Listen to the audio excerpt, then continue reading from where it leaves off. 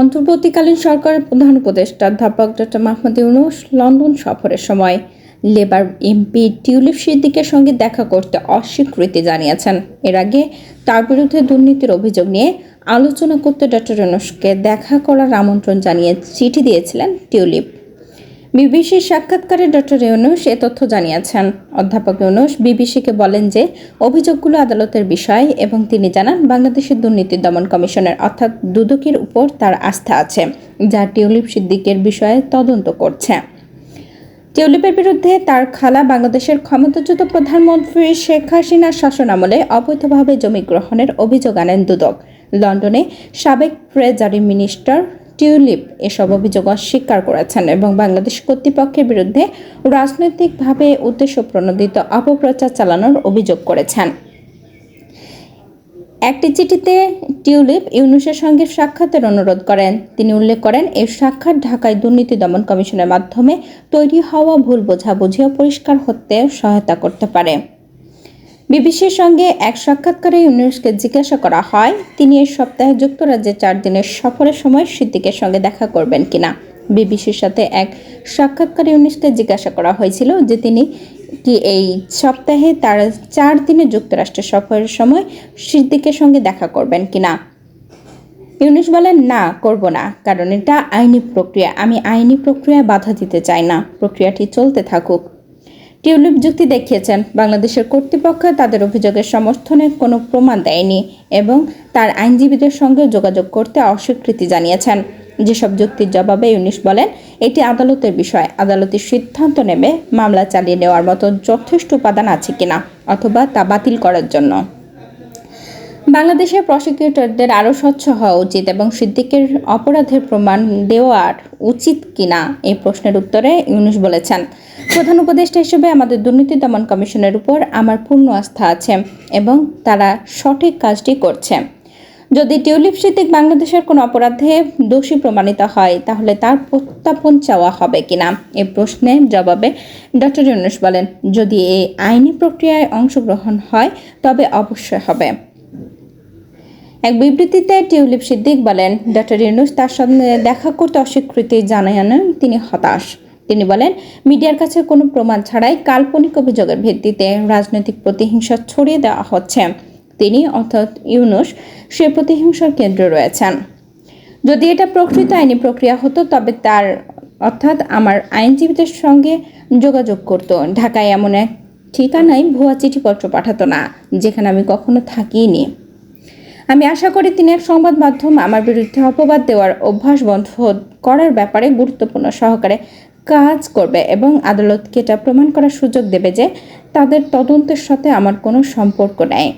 আমি একজন ব্রিটিশ নাগরিক এবং যুক্তরাজ্যের সংসদের একজন গর্বিত সদস্য। এই বছরের শুরুতে যুক্তরাজ্যের প্রধানমন্ত্রী ethics adviser sir Laurie Magnus Tulip সিদ্দিকের বিরুদ্ধে অভিযোগের তদন্তের পর টিউলিপ সিদ্দিক তার মন্ত্রীপদ থেকে পদত্যাগ করেন। বাংলাদেশের সিরাজগঞ্জের শাহজাদপুরে কবি রবীন্দ্রনাথ ঠাকুরের স্মৃতি বিজড়িত কাচারি বাড়িতে ভাঙচুরের ঘটনায় দোষী ব্যক্তিদের বিরুদ্ধে কঠোর ব্যবস্থা চেয়েছেন ভারত। দেশটি বলেছেন, এমন ঘটনা যাতে ভবিষ্যতে আর না ঘটে সেজন্য কড়া ব্যবস্থা নেওয়া দরকার। ভারতের পররাষ্ট্র মন্ত্রণালয়ের মুখপাত্র রণধীর জয়সওয়াল আজ বৃহস্পতিবার মন্ত্রণালয়ের সাপ্তাহিক ব্রিফিংয়ে এক প্রশ্নের জবাবে কথা বলেছেন। তিনি বলেন, দুঃখের বিষয়, এমন ঘটনা বারবার ঘটে চলেছে। কাচারি বাড়িতে হামলার ঘটনাকে জঘন্য আখ্যা দিয়ে তীব্র নিন্দা জানিয়েছেন ভারতের পররাষ্ট্র মন্ত্রণালয়ের মুখপাত্র।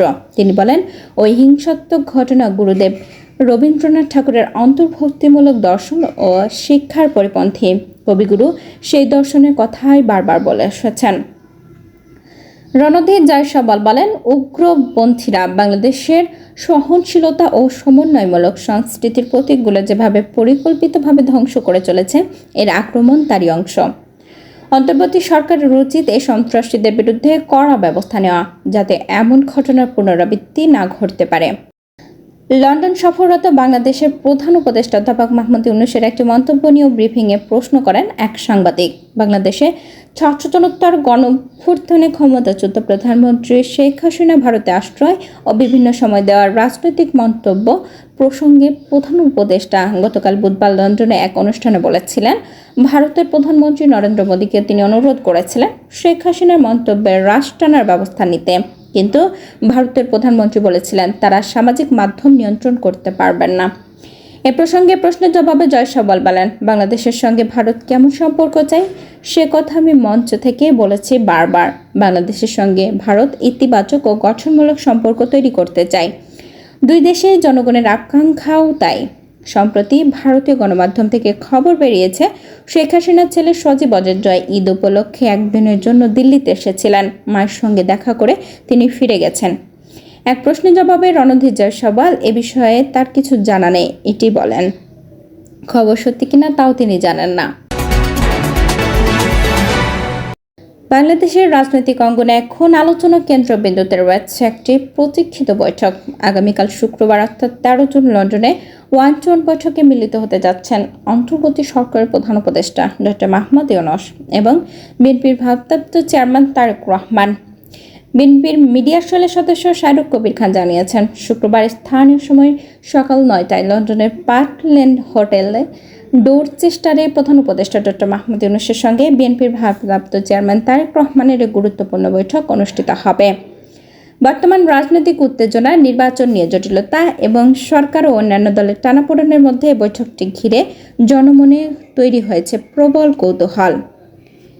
রাজনৈতিক বিশ্লেষকরা মনে করছেন এ বৈঠকে ফলপ্রসূ হবে। এর মাধ্যমে সরকারের সঙ্গে বিএনপির সম্পর্ক আরও নিবিড় হবে।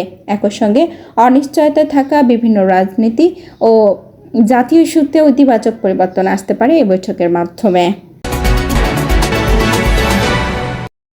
ভারতের গুজরাটের আহমেদাবাদের প্লেন দুর্ঘটনায় নিহত প্রত্যেক যাত্রীর পরিবারকে 1 কোটি রুপি দেওয়ার ক্ষতিপূরণ দেওয়ার ঘোষণা দিয়েছেন এয়ার ইন্ডিয়ান মালিক প্রতিষ্ঠান টাটা গ্রুপ। পাশাপাশি আহতদের চিকিৎসা খরচও গ্রহণ করবে প্রতিষ্ঠানটি। এছাড়া প্লেন আছড়ে পড়ায় ক্ষতিগ্রস্ত মেডিকেল হোস্টেল পুনর্নির্মাণে সহায়তা করবেন তারা। 12 জুন অর্থাৎ বৃহস্পতিবার সামাজিক মাধ্যম এক্সে এক পোস্টে টাটা গ্রুপের পক্ষ থেকে ঘোষণা দেওয়া হয়েছে। এটারও বলা হয়েছে, আমরা কতটা শোকাহত তা ভাষা প্রকাশ করা সম্ভব নয়। এর আগে বৃহস্পতিবার দুপুরে আহমেদাবাদ বিমানবন্দর থেকে উড়াল দেওয়ার 5 মিনিটের মাথায় বিধ্বস্ত হয় প্লেনটি।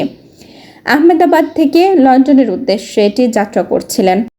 বিধ্বস্ত হওয়া বিমানটি ছিল বোয়িং 787 থেকে 8 ড্রিমলাইনার, যা এখন পর্যন্ত অন্যতম আধুনিক যাত্রীবাহী বিমান। আন্তর্জাতিক সংবাদ মাধ্যম সংস্থা রয়টার্সকে দেওয়া এক সূত্রের মতে জানিয়ে গেছে, প্লেনটিতে 242 জন আরোহী ছিলেন, যার মধ্যে 230 জন যাত্রী এবং 12 জন ক্রু। যাত্রীদের মধ্যে 169 জন ভারতীয়, 53 জন ব্রিটিশ, 1 জন কানাডিয়ান এবং 7 জন পর্তুগিজ ছিলেন। প্রথমে জানা গিয়েছিল সব যাত্রী নিহত হয়েছেন, পরে এদের মধ্যে মাত্র কয়েকজনকে জীবিত উদ্ধার করা হয়েছে। হাসপাতালে তারা চিকিৎসা নিচ্ছেন। নিহতদের মধ্যে 217 জন প্রাপ্তবয়স্ক, 11 জন শিশু এবং 2 জন নবজাতক। এ ঘটনায় শোকের আবহে ঢাকা পড়েছে গোটা ভারত। বাংলাদেশের প্রধান উপদেষ্টা ডক্টর মাহমুদ ইউনূস ও বিশ্ব নেতারা শোকবার্তা জানিয়েছেন। ভারতের প্রধানমন্ত্রী নরেন্দ্র মোদীকে পাঠানো এক শোকবার্তা ডক্টর ইউনূস লিখেছেন, আহমেদাবাদের যাত্রীবাহী এয়ার ইন্ডিয়ান বোয়িং 887 থেকে 8 ড্রিমলাইনার বিমান দুর্ঘটনার মর্মান্তিক সংবাদে আমি গভীরভাবে শোকাহত। এই মর্মান্তিক ঘটনায় যেসব পরিবার তাদের প্রিয়জনকে হারিয়েছেন তাদের প্রতি গভীর সমবেদনা জানাই।